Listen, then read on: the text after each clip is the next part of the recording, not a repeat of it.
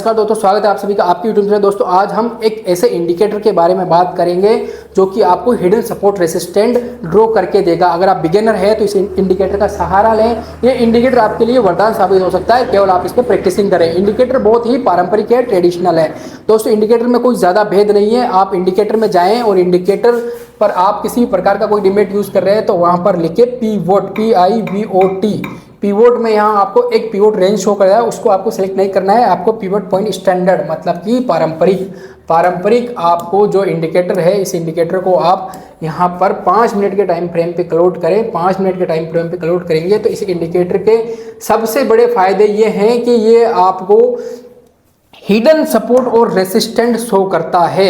अब आप देखिए कि 5 मिनट का टाइम फ्रेम मैंने यहाँ क्लोड कर रखा है और R2 के पास बाजार जैसे ही प्राइस पहुंचता है प्राइस रिवर्स हो जाता है, मतलब ये रेसिस्टेंट का काम करता है। अब ये रेसिस्टेंट डाटा के बेस पर दोस्तों पिवोट पॉइंट काम करता है, ऑप्शन चेन के बेस पर। अब यहाँ पर देखिए पिवोट पॉइंट R2 था, R2 पर यहाँ से प्राइस ने अच्छा सा रिवर्सल लिया, रिवर्सल के बाद प्राइस ने बिल्कुल डाउन लिया। अब डाउन आने के बाद आप मालूम करें कि प्राइस जाएगा कहाँ तक जा सकता है। जैसे ही प्राइस S2 के पास आया, प्राइस आप देखिए कि S2 के पास आया, यहाँ पर S2 के पास प्राइस ने फिर फेक ब्रेकडाउन दिया। ब्रेकडाउन पर ट्रेड कैंडल का क्लोज नहीं हुआ। इंपॉर्टेंट इंडिकेटर दोस्तों, अगर आप इस पर भी प्रैक्टिसिंग कर ले तो मुनाफे वाला सौदा है दोस्तों। इंपॉर्टेंट चीज़ है, बहुत ही इंपॉर्टेंट वीडियो में यूज़ करना बता रहा हूँ। पिवोट पॉइंट अपने डीमेट में जाकर सर्च करें, इंडिकेटर पर पिवोट पॉइंट कलेक्ट करें 5 मिनट टाइम फ्रेम पे। यहाँ से फेक ब्रेकडाउन हुआ, ब्रेकडाउन पे बिल्कुल कंफर्मेशन बिल्कुल नहीं था। आप यहाँ पर भी अगर डाउन साइड का इस कैंडल का अगर स्विंग का ऐसे लगाकर अप साइड के लिए कॉल साइड ट्रेड लेते हैं तो अच्छी रैली देखने को मिलती है। इंडिकेटर कोई भी कब आपके लिए तब वर्किंग होगा जब आपकी उस पर बैक टेस्टिंग होगी। ये नहीं कि मैंने आपको बताया आपने काम चालू कर दिया तो लॉस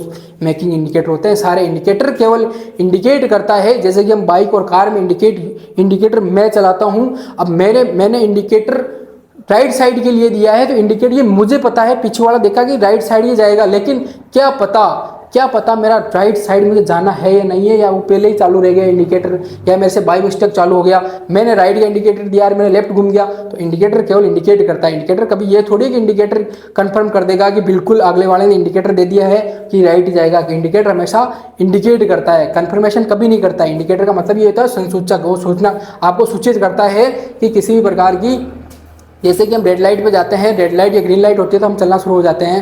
तो रेड लाइट इंडिकेटर केवल इंडिकेट करता है कि रेड होता है आपको रुकना है, या ग्रीन होता है चलना है, या येलो है तो रेडी हो जाए।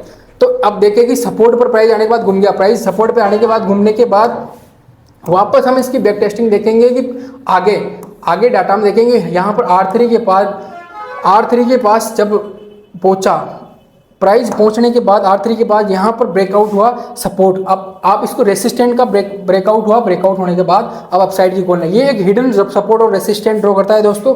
यहाँ पर अगर आप क्लोड नहीं करना जानते हैं, यहाँ पर R2 का ब्रेकआउट हुआ, रीटेस्टिंग हुई, प्राइस बहुत ही अच्छा मूवमेंट देकर गया।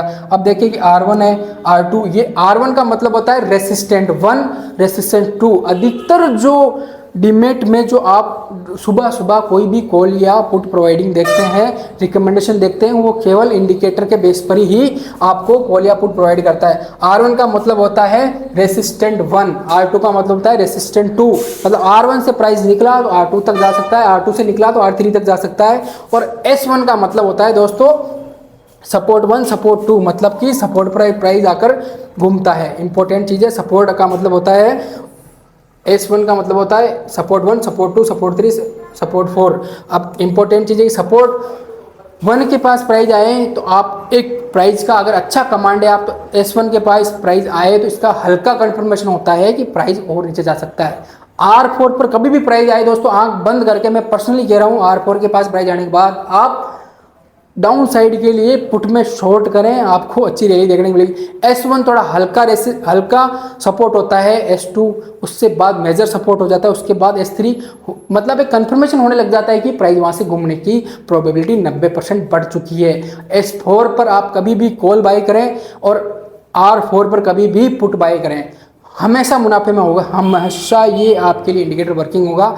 S1 S2 का मतलब आप समझिए सपोर्ट 1, सपोर्ट 2। ये दोस्तों इंडिकेटर बहुत इंपॉर्टेंट है हिडन सपोर्ट और रेसिस्टेंट निकालने के लिए। अगर बिगिनर है तो इस इंडिकेटर का यूज़ करें। वीडियो अगर अच्छा लगा